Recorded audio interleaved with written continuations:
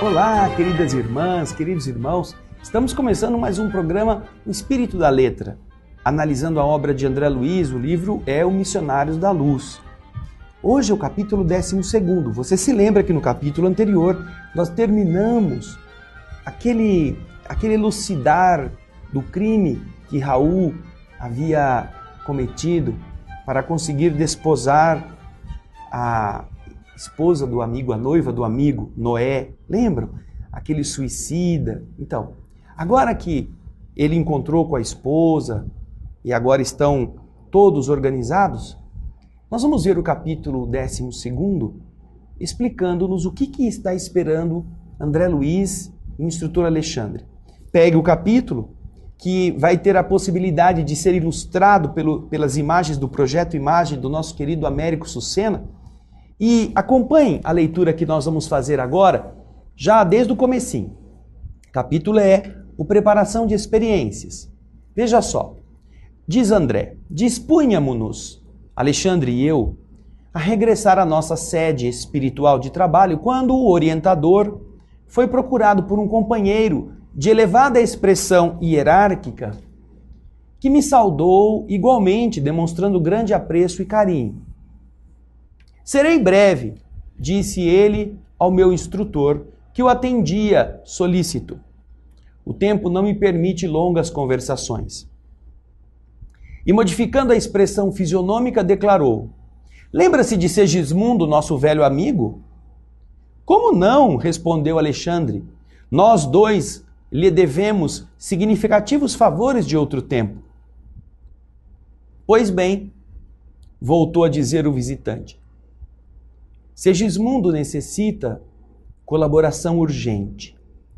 Reconheço que você não é especialista em trabalhos referentes à reencarnação. No entanto, sinto-me compelido, forçado a recorrer à ajuda dos amigos, ao concurso daqueles que estão próximos. Aí André, diz assim, puxa, ele fez um pequeno intervalo na conversa e continuou dizendo: você não se esqueceu de que o nosso amigo, apesar dos gestos de generosidade, assumiu compromissos muito sérios no passado, não é mesmo? E Alexandre respondeu: sim, sim. O drama dele vive ainda em nossa memória. Segismundo, no presente, diz o amigo, não é? Voltará ao rio da vida física, ele vai reencarnar. A situação dele o exige e não devemos perder a oportunidade de encaminhá-lo ao necessário resgate. Segundo você está informado, Raquel, a pobre criatura que ele desviou em nossa época de laços afetivos mais fortes, e Adelino, o infeliz marido que o nosso irmão assassinou em lamentável competição armada, já se encontram renascidos na crosta desde muito, e há 4 anos religaram-se nos elos do matrimônio. Tudo está preparado a fim de que Segismundo regresse à companhia da vítima e do inimigo do passado, com o objetivo de santificar o coração. Será ele, conforme a permissão dos nossos maiores, o segundo filhinho do casal. Todavia, estamos lutando com grandes dificuldades para localizá-lo, para colocá-lo no lar. Infelizmente, Adelino, que vai ser o seu futuro pai transitório, o repele com calor, com vigor, tão logo surgem as horas de sono físico, trabalhando contra os nossos melhores propósitos de harmonização. Em virtude disso, o trabalho preparatório da nova experiência tem sido muito lento, muito desagradável. E então, Alexandre, que estava ouvindo essa conversa, pergunta: mas e Segismundo? Qual a sua atitude dominante? Herculano, o mensageiro que nos visitava, informou com fraternal interesse. A princípio, animava-se da melhor esperança. Agora, porém, que o antigo rival lhe oferece pensamentos de ódio e ciúme, esquecendo os compromissos assumidos na nossa esfera antes do renascimento, ele se sente novamente desventurado e sem forças para reparar o mal que ele cometeu. De outras vezes, enchem-se-lhe de tristeza, de profunda revolta, e nesse estado negativo, ele se afasta da nossa cooperação eficiente. Herculano, que é o visitante, fez ligeira pausa e acrescentou com inflexão de rogativa, como se pedisse com empenho: você não poderá nos ajudar nesse difícil processo de reencarnação? Eu me lembro de que a sua amizade se dividia entre eles, entre Adelino e Segismundo. Quem sabe se a sua intervenção afetuosa conseguiria convencer Adelino. E então Alexandre, ouvindo, responde: conte comigo, disse com atenção o orientador. Farei quanto estiver em minhas possibilidades para que não se perca a oportunidade em vista. Diante do sorriso de satisfação do outro, Alexandre concluiu: na próxima semana estarei ao seu lado para conversar espiritualmente com Adelino e solucionar o problema da reaproximação. Estejamos confiantes no auxílio divino. Herculano agradeceu e despediu-se comovidamente. A sós, com o mentor devotado e amigo, comecei a meditar na possibilidade de contribuir igualmente no caso que se me deparava. Nunca tivera a oportunidade de acompanhar de perto um processo de reencarnação, estudando os ascendentes, aquilo que vinha antes, no espírito, nas questões da embriologia. Não seria interessante para mim utilizar essa experiência? Nesse propósito, dirigi-me ao instrutor, sem falar, porém, da minha pretensão, de forma direta. E eu disse: nossa, é surpreendente para mim essa solicitação de hoje. Longe eu estava de pensar no mundo na multiplicidade de tarefas atribuídas aos benfeitores e missionários desencarnados. A extensão do serviço em nosso campo de ação assombraria a qualquer mortal, disse André. E Alexandre respondeu: sem dúvida, André, os trabalhos se desdobram em todas as direções. O pedido de Herculano vem focalizar um dos mais importantes problemas da felicidade humana, o da aproximação fraternal, do perdão recíproco, da semeadura do amor através da lei reencarnacionista. E depois de meditar alguns momentos, Alexandre continuou: o caso é típico. O drama de Segismundo é demasiadamente complexo para ser comentado em poucas palavras. Basta, todavia, recordar que ele, Adelino e Raquel são os participantes culminantes de dolorosa tragédia, ocorrida ao tempo da minha última peregrinação pela crosta. Em seguida a uma paixão desvairada, Adelino foi vítima de homicídio. Segismundo foi vítima do crime, ele cometeu o homicídio. E Raquel, do prostíbulo. Desencarnaram, cada um, por sua vez, sob intensa vibração de ódio e desesperação, padecendo vários anos em zonas inferiores. Mais tarde, por intercessão de amigos redimidos, os antigos cônjuges obtiveram a volta ao corpo físico, a fim de retomarem os laços sentimentais e santificarem-no, e se reaproximarem dos antigos adversários. Mas, como acontece quase sempre, os heróis na promessa fraquejam na hora de realizar o que prometeram, porque se apegam muito mais aos próprios desejos do que à compreensão da vontade divina. De posse dos bens da vida física, nega-se agora Adelino a perdoar, recapitulando erradamente as lições do passado. Antes mesmo da reencarnação do antigo transviado, já se manifesta contrário a qualquer auxílio. Sempre o velho círculo vicioso. Quando fora da oportunidade bendita de trabalho terrestre e vendo a extensão das próprias necessidades, desvela-se o companheiro em prometer fidelidade e realização. Mas, logo que se aposta do tesouro do corpo físico, volta ao endurecimento espiritual e ao menosprezo das leis de Deus. Calou-se o mentor por alguns instantes para dizer logo em seguida: buscarei, porém, chamá-los à recordação dos compromissos. Vejam só, queridas irmãs, queridos irmãos, que esforço hercúleo dos espíritos para que os interessados em vencer os seus próprios problemas possam assumir aquilo que já haviam prometido que iriam fazer. 3 envolvidos num triângulo amoroso, obviamente, estão voltando ao mundo. 2 já estão aqui, o terceiro vai ser filho. E agora, para ser filho, aquele que foi vítima não aceita a presença vibratória do seu algoz.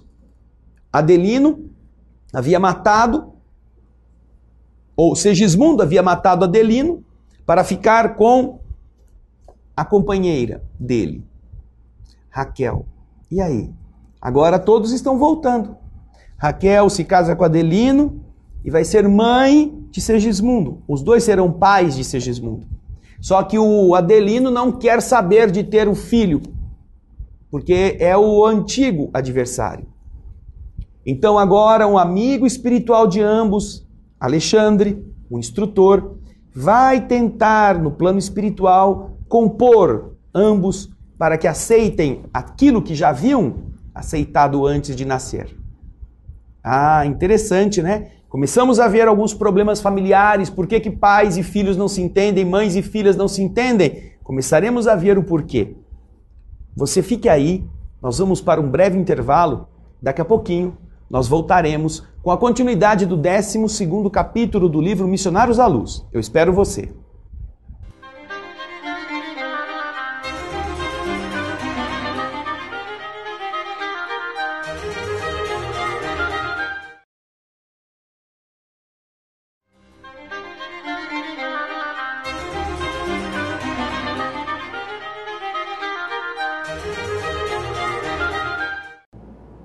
Estamos voltando com o estudo do livro Missionários da Luz. O capítulo é o 12º. Este capítulo, nós vamos fazer como o capítulo anterior, nós vamos dividi-lo. Então, o programa de hoje é a primeira parte e ele vai terminar na segunda parte, no programa da próxima semana.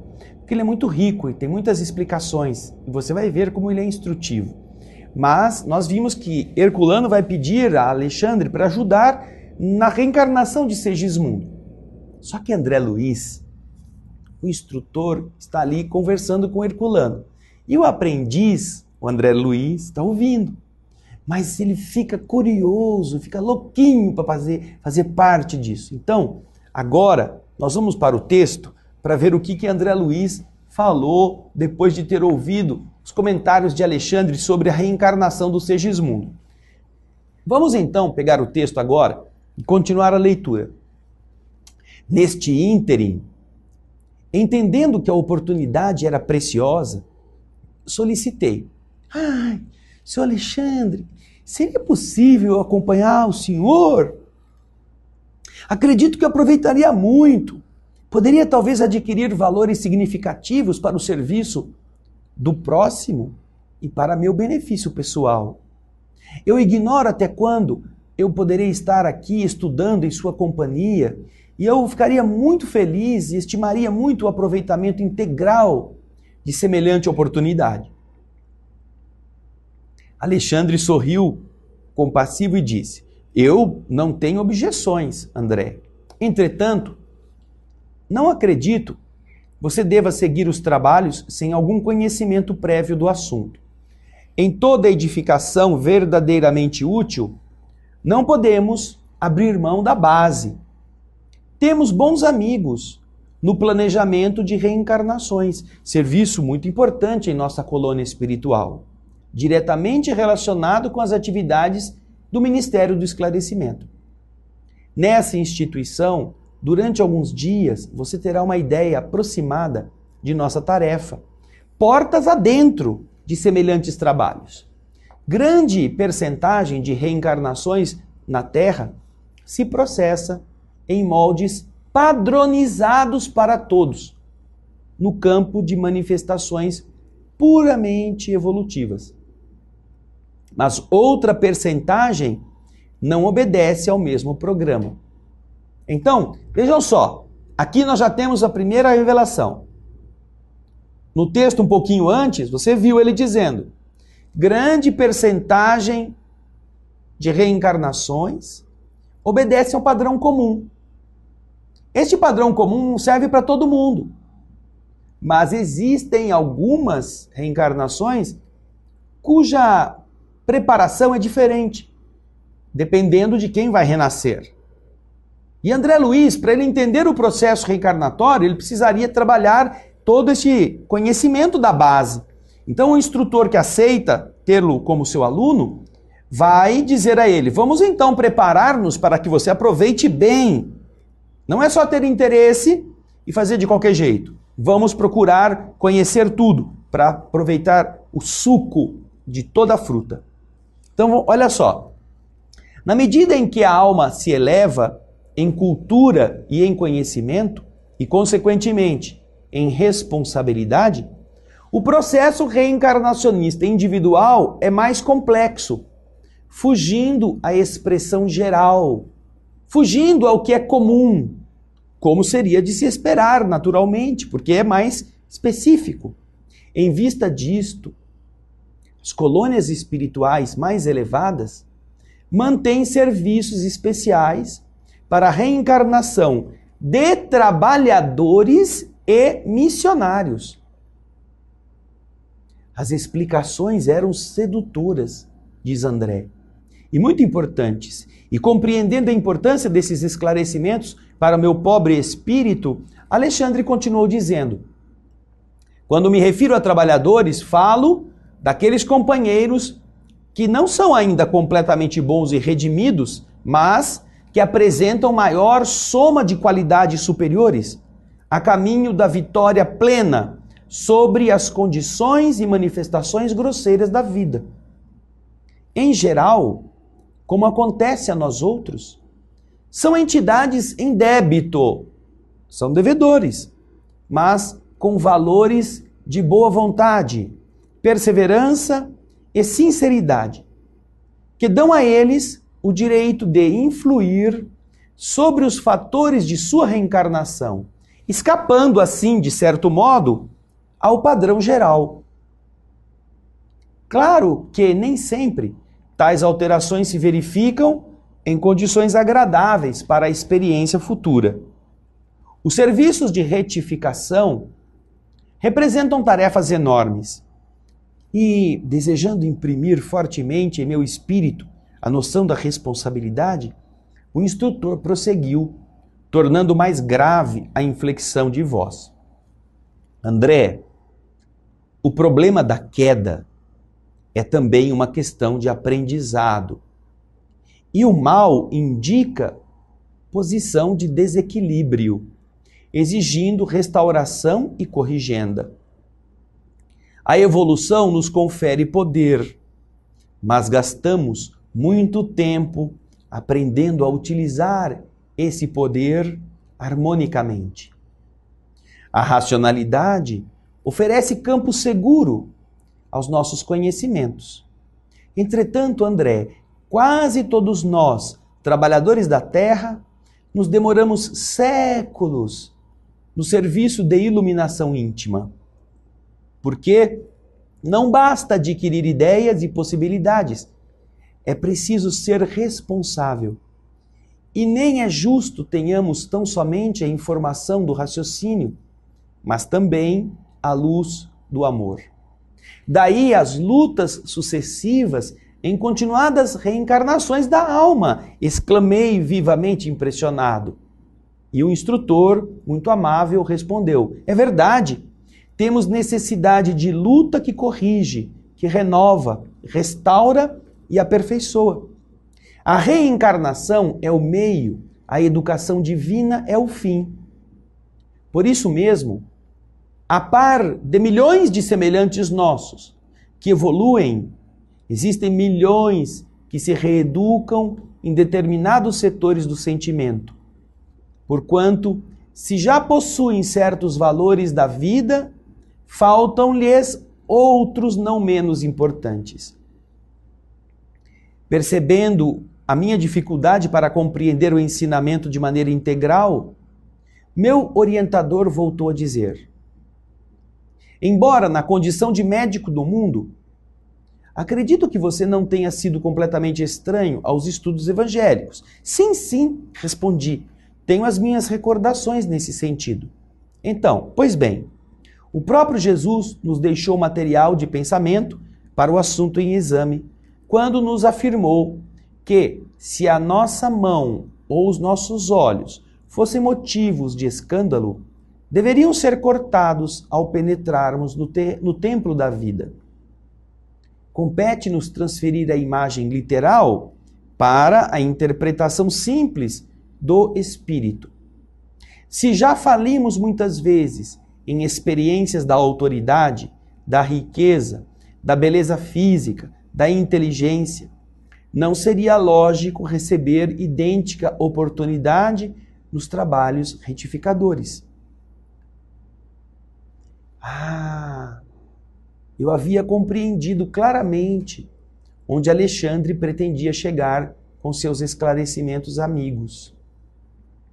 É para a regulamentação de semelhantes serviços que funciona em nossa colônia espiritual, por exemplo, o planejamento das reencarnações, onde você terá a ocasião de recolher ensinamentos preciosos. E atendendo-me às necessidades como pai afetuoso, apresentou-me o instrutor. No dia seguinte, a uma imponente instituição. Alexandre leva André Luiz àquela instituição. E aqui nós vamos ver por que é preciso planejar a reencarnação. Porque certamente, como ele disse, nós falhamos com nossas fragilidades. O desenvolvimento intelectual, a conquista do raciocínio, nos dá muitas armas. Mas como que nós usaremos estas armas? Nossa inteligência, nós a estaremos utilizando de maneira boa? Nós desenvolvemos a inteligência e colocamos a astúcia a governá-la. Colocamos a sedução a criar armadilhas para os outros? Nossa inteligência é capaz de criar verdadeiros cenários de ficção para tomar dos outros aquilo que nós cobiçamos, enganando-os. Então, a inteligência é um fator bastante importante na evolução da alma, mas como nós a administramos? Por isso, então, é que ele cita Jesus quando, de maneira paralela, aplica o ensinamento do Senhor. Se o seu olho é motivo de escândalo, arrancai-o. Por quê? Quando nós vamos voltar à vida física e observamos em nosso espírito que nas vidas passadas determinadas facilidades, determinadas características foram prejudiciais porque nos levaram à queda, nós então solicitamos que aquelas características nos sejam retiradas, para nós aprendermos a viver sem elas e administrarmos-nos sem aqueles riscos, até que nos fortaleçamos, até que nosso caráter esteja bem formado, até que tenhamos a vontade firme e suficiente para administrar o não, a contermos-nos, a impedir que nós nos entreguemos a aventuras. Isso é fundamental. Quando você observa que existem padrões diferentes na preparação reencarnatória, você vê como a justiça divina é perfeita. Aos que são iguais, tratamentos iguais. Aos que são diferentes, tratamentos diferentes. E às vezes a diferença não é para melhor. Às vezes é um tratamento diferente para o trabalhador que precisa ser feio, precisa estar com algum problema físico, precisa ter alguma limitação para protegê-lo, para ocultá-lo. Então, quantos ensinamentos só nesse bloco, não é? Mas não para aí não. Você vai ver no próximo bloco a continuação, porque agora eles vão para aquela instituição onde André Luiz vai fazer um estágio para entender o planejamento da reencarnação na cidade Nosso Lar. Como é que funciona? Você em casa já passou por isso. Cada um de nós já esteve nesses departamentos das diversas colônias espirituais. E vamos entender, então agora essa dificuldade que eu tenho pode ter sido eu mesmo quem pedi? Vamos pensar sobre isso logo a seguir. Fique conosco, daqui a pouco a gente volta.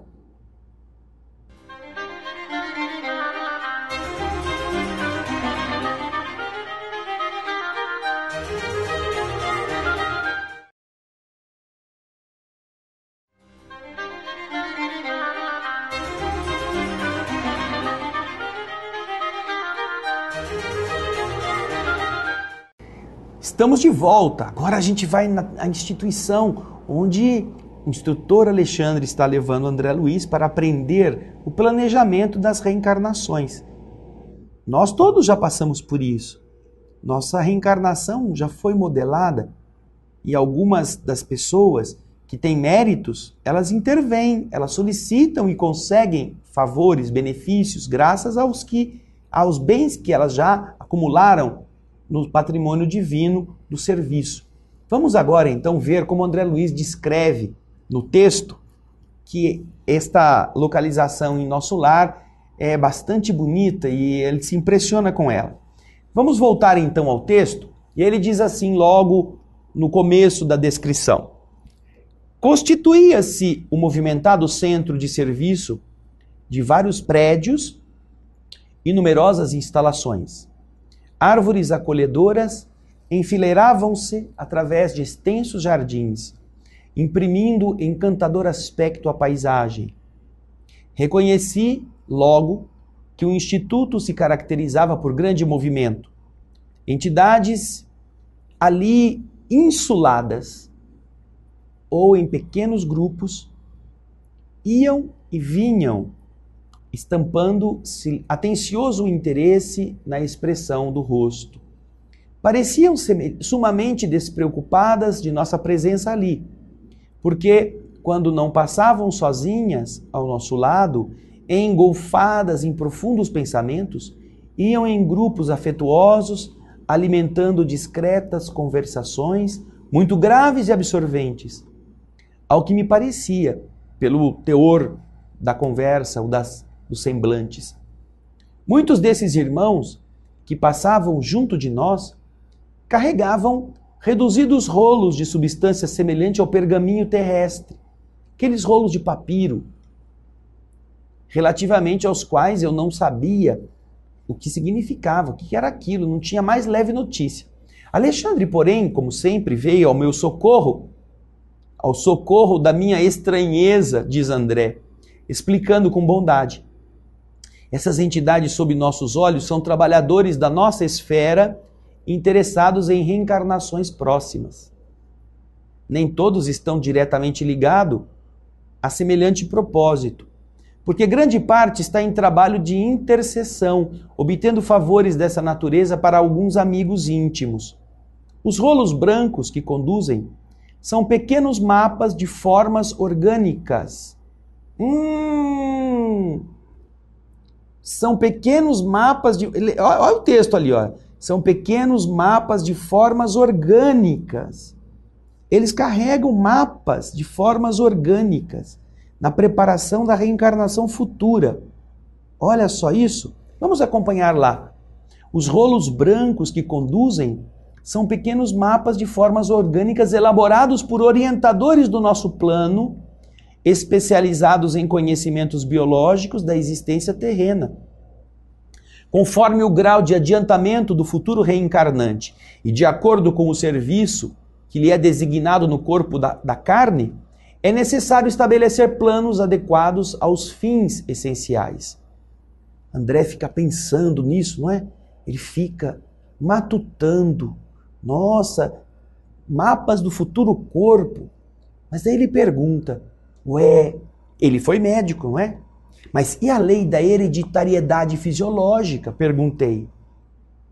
E Alexandre respondeu, funciona com inalienável domínio sobre todos os seres em evolução, mas sofre naturalmente a influência de todos aqueles que alcançam qualidades superiores ao ambiente geral.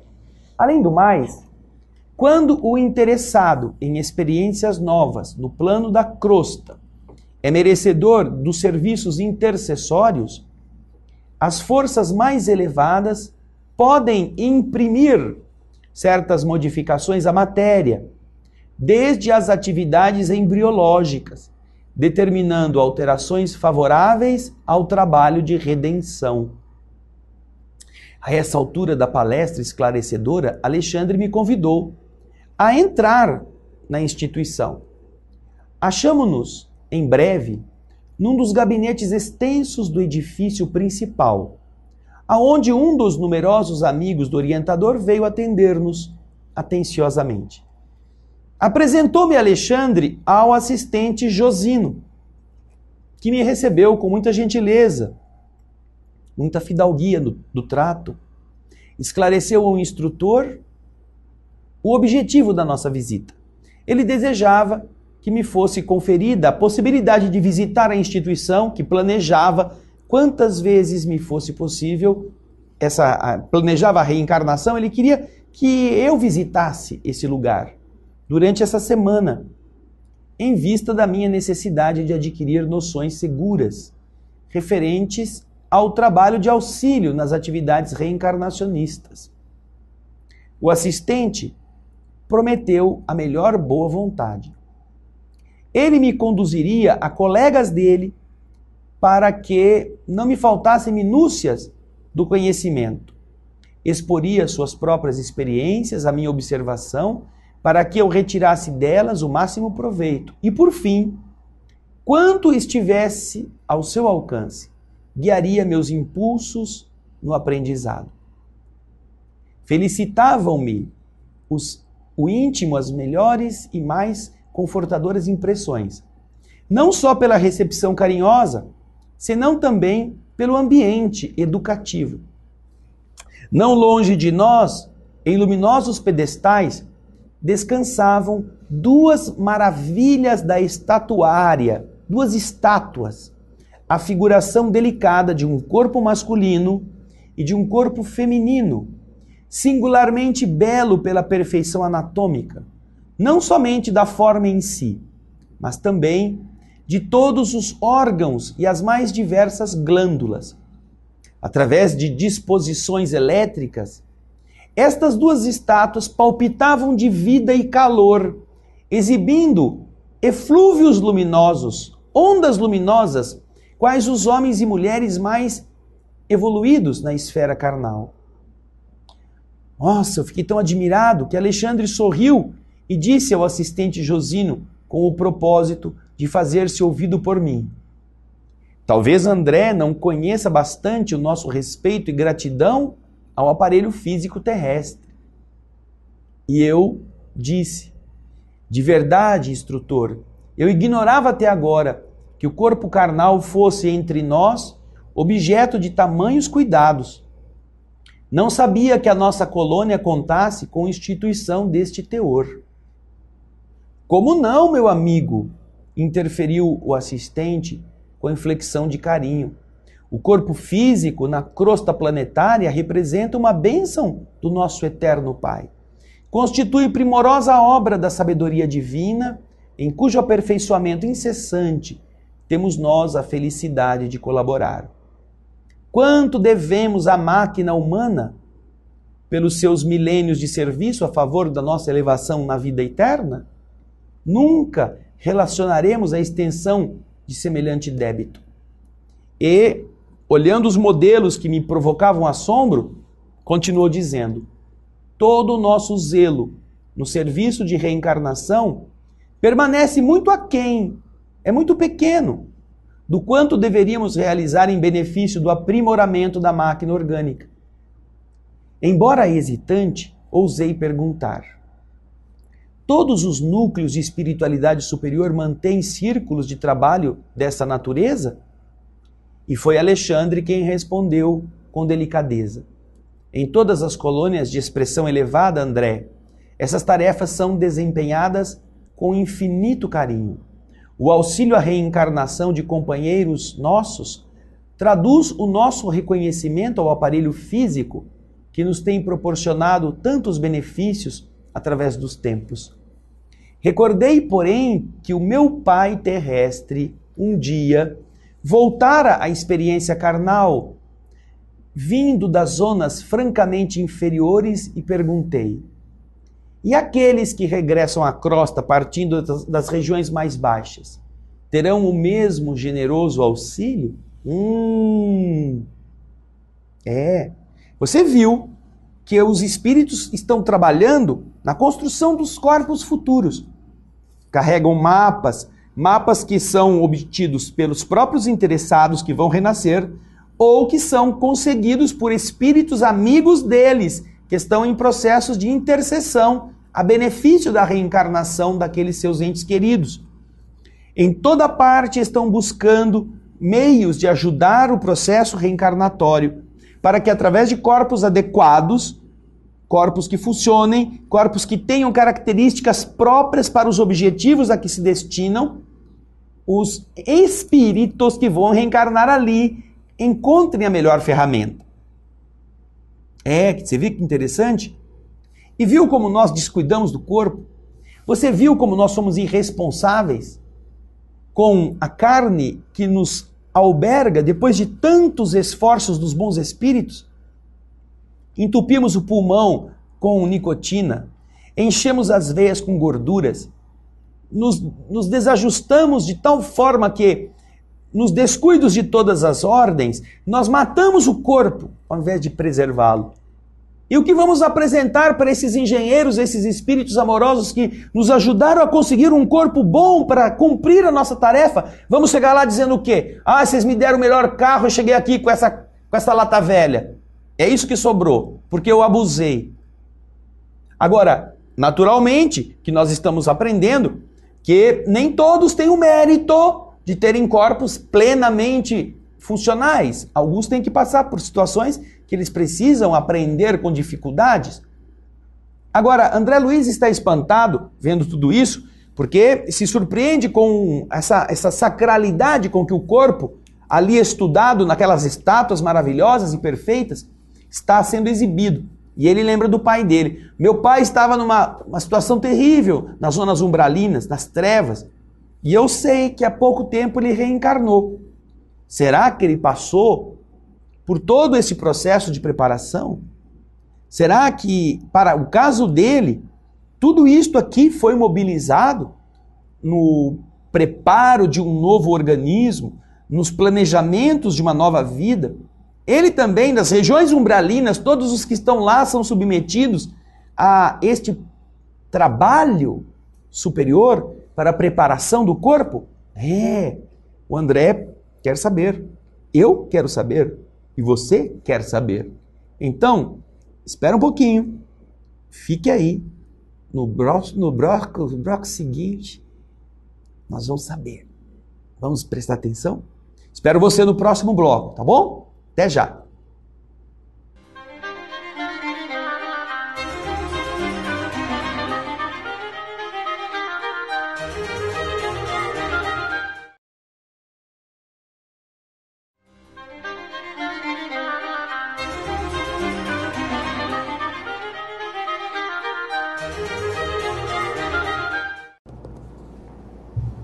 E aí? Ele quer saber, né? E aqueles que regressam à crosta partindo das regiões mais baixas, não é? Tá aqui, no livro. Ele lembrou do pai. Vamos ver o texto? Ele continua.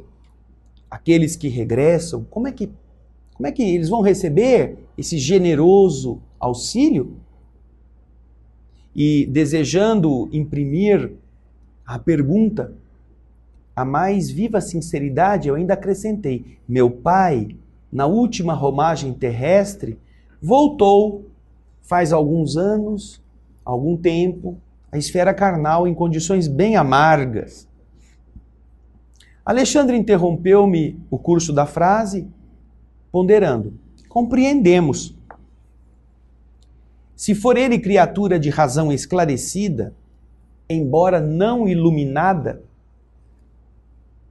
permanecia após a morte em estado de queda e não deve ter voltado à bendita oportunidade da escola física sem este trabalho intercessório e forte ajuda de corações bem-amados de nosso plano. Nesse caso, terá recebido a cooperação de benfeitores, situados em posições mais altas, que lhe terão endossado as promessas no serviço regenerador.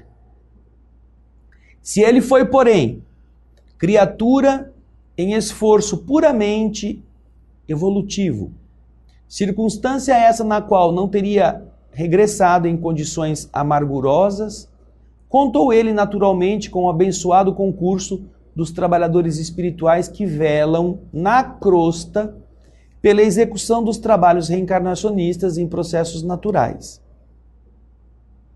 Em face dos esclarecimentos do instrutor, entendi as diferenças e tranquilizei o coração. E você, entendeu a diferença? Se ele já fosse um espírito de raciocínio aberto, veja lá no texto. Se ele já tivesse um raciocínio esclarecido, mas ainda que não tivesse iluminação, ele contaria com o apoio de espíritos superiores, com o concurso de amigos, com aqueles que poderiam ampará-lo. Agora, se ele não tivesse isto, se fosse um desses, médio, ele renasceria e contaria com o padrão normal da ajuda dos espíritos que estão cuidando da reencarnação na crosta da Terra. Aquela reencarnação estándar. Todo mundo vai precisar dela, vai precisar de um corpo, vai ter esses cuidados básicos. E espíritos amigos estão cuidando disso. Só que ele não teria nenhum plus. Não teria vidro elétrico, trava elétrica, direção hidráulica, som de fábrica, teto solar. Não teria nada disso. Era o estándar. Então, o auxílio reencarnatório existe. Só que quanto mais o espírito está preparado, maior é o conjunto de possibilidades. Aí, André Luiz continua. Fosse porque a palestra chegar a tocar melindroso assunto de família humana, fosse pelo propósito de me deixarem a sós com as minhas profundas reflexões naquele extenso gabinete de serviço, o orientador e o assistente entraram em silêncio, forçando-me a ir procurar novos motivos de conversa para o meu aprendizado. Passei então a observar detidamente os modelos masculino e feminino, naquelas duas estátuas que não estavam muito longe dos meus olhos. Muito gentil, Josino pousou a mão de leve nos meus ombros e me falou: aproxime-se das criações educativas, André. Você lucrará muito observando de perto. Não contive um gesto de agradecimento e afastei-me dos dois respeitáveis amigos, acercando-me das figurações ali expostas. Detive-me na contemplação do molde masculino, que apresentava absoluta harmonia de linhas, como arte helênica de sabor antigo. O modelo, estruturado em substância luminosa, constituía, a meu parecer, a mais primorosa obra anatômica até então sob minha análise. Lembrava uma estrutura grega, algo que ele se referiu aí a helênico. Semelhava-se àquela figura humana imóvel a qualquer coisa divinal. Observei as suas minuciosidades com espanto. Nunca vira semelhante perfeição de minudências fisiológicas. Toda a musculatura estava ali, formada em fibras radiosas, fibras que ficavam luminosas. Desde o frontal ao ligamento anular do tarso, Viam-se fios de luz simbolizando as regiões diversas da musculatura em geral. Determinadas fibras, todavia, como aquelas que se localizavam na zona orbicular das pálpebras, no triangular dos lábios, no grande peitoral, no pectíneo, nas eminências tenar e hipotenar, até o extensor dos dedos, eram mais brilhantes. Do exame de superfície passei a observações mais profundas, identificando as disposições maravilhosas das figuras representativas da circulação linfática e sanguínea. Oh, os órgãos estavam todos ali, vibrando em obediência a dispositivos elétricos para demonstrações educativas. Os vasos para o sangue venoso apresentavam-se em luz acinzentada, ao passo que as regiões do sangue arterial figuravam-se em cor avermelhada. Surpreendido, rendi silencioso preito de admiração à sabedoria divina, que nos concede o sublime aparelho físico terrestre para as nossas aquisições eternas. Impressionava-me a composição perfeita dos vasos distribuídos em torno do tronco celíaco, à maneira de pequenos rios de luz, destacando-se em expressão a luminosidade das cavas superior e inferior, das veias cavas, das jugulares externa e interna, das artérias e veias axilares, da veia porta, das artérias esplênica e mesentérica superior, da aorta descendente, dos vasos ilíacos e dos gânglios da virilha. Cobrindo as maravilhas orgânicas estava o sistema nervoso, semelhando-se à capa radiante, estruturada em fios tenuíssimos de luz feérica. A região do cérebro parecia uma lâmpada em azul suavíssimo, cuja luminosidade se ligava em sentido direto ao cerebelo, descendo em seguida pela medula espinhal até o plexo sagrado, onde o foco brilhante adquiria expressão mais intensa para atenuar-se depois no grande ciático. Transferi minhas observações para a forma feminina igualmente radiosa, concentrando o meu potencial analítico sobre o sistema endocrínico, disposto à maneira de constelação entre as peças orgânicas. Desde a epífise, situada entre os hemisférios cerebrais, até os núcleos procriadores, as glândulas pareciam formar belo sistema luminoso, semelhante a pequenos astros de vida, congregados em sentido vertical, como antena rútila, atraindo a luz procedente de mais alto.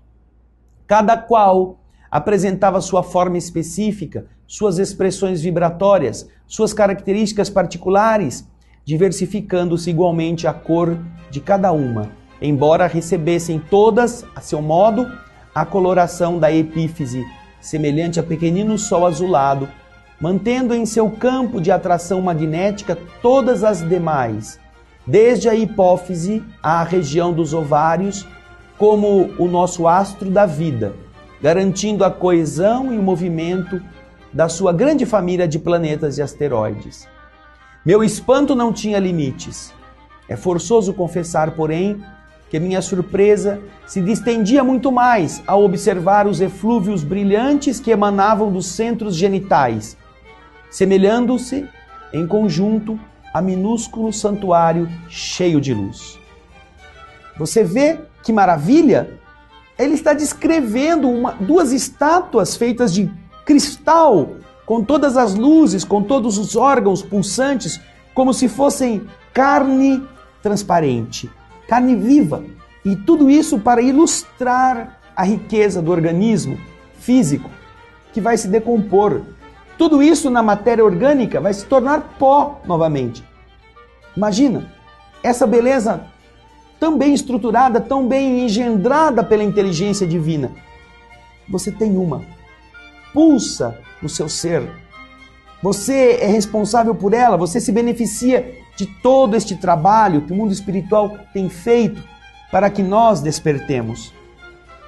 André Luiz, nesta área, está deixando um testemunho a respeito da bondade de Deus que muitas pessoas sequer meditam.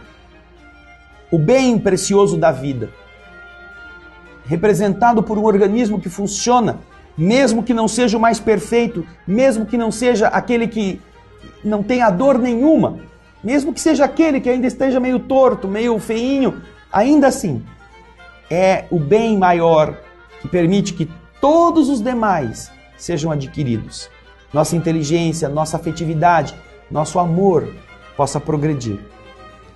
Nós vamos ficar hoje com este texto, mas vamos terminar o capítulo no próximo programa.